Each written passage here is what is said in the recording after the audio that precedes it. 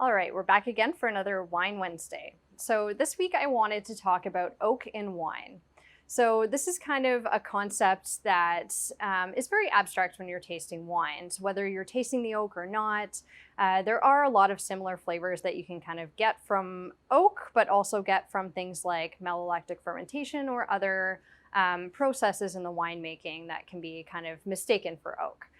So today I'm just going to talk about the different kinds of oak. So there's French oak and American oak. These are the primary types of oak that are in wine. There are some other kinds of oak for you wine nerds out there. You know that there is, but I'm just going to talk about the primary two. So French oak, for example, if you are tasting wine to see what kind of oak there is in that wine, French oak will often have kind of those vanilla notes and baking spice. Those are the kind of call signs for French oak. On the American oak side of things, most commonly found in Riojas, Spanish wines. There's a lot of other wines that also would have American oak. But you really do get kind of coconut and dill flavors. Those are the call signs for your American oak. And then there's different levels of oak that you can have in your wine. You can have kind of older oak, so that's barrels that have been used multiple times for wines in the winery. And then you have new oak. So winemakers that want to spend a little bit more and get new barrels and use new barrels on certain wines will do so, and you really will get a lot more oak flavor from a new barrel than an older barrel. So that's kind of the influence of the oak on the wine. So if we actually look at specific wines that do have oak, so Chardonnay, for example, there's unoaked versions and there's oaked versions. So why do we oak the wine if we don't have to?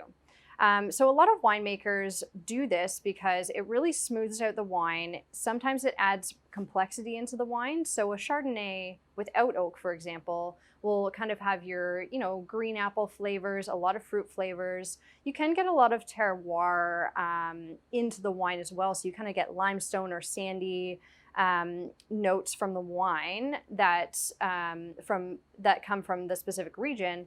But when you add in the oak, it really does soften it out. It lowers the acid a little bit. So sometimes Chablis, for example, has this bracing acid that kind of stings the back of your mouth. So when you put oak on it, it actually it levels it out a little bit and kind of tames the acid. Adds those vanilla flavors. Sometimes you even get kind of a buttery note, like buttery popcorn. So that is what the winemaker is trying to do with the wine. And they've essentially decided that it tastes better like that.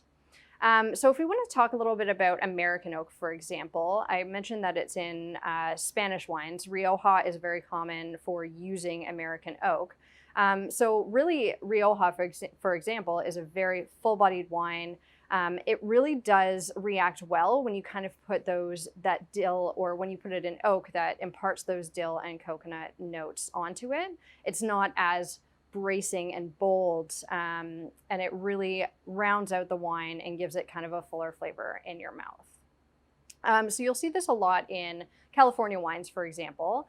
California is definitely known for using, a lot of oak, and it really does react well with the wine. Some of the best wines in California are the ones with quite a bit of oak influence, and that is because Cabernet on its own tends to have a lot of bell pepper notes. It has, a lot of those green notes, as it is kind of an offspring of the Cabernet Franc grape.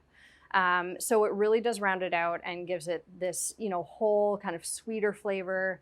It really does react well with the wine. So one thing to keep in mind is that oak is expensive. It has a cost associated with it. So any use of oak in a wine will raise the price of the wine. The final note to consider is that oak is essentially the winemaker's way of seasoning the wine. That's the best comparison I can make, is that it's almost like adding salt to your food. So that's your wine or your oak education for this week. We'll see you again next week for another Wine Wednesday.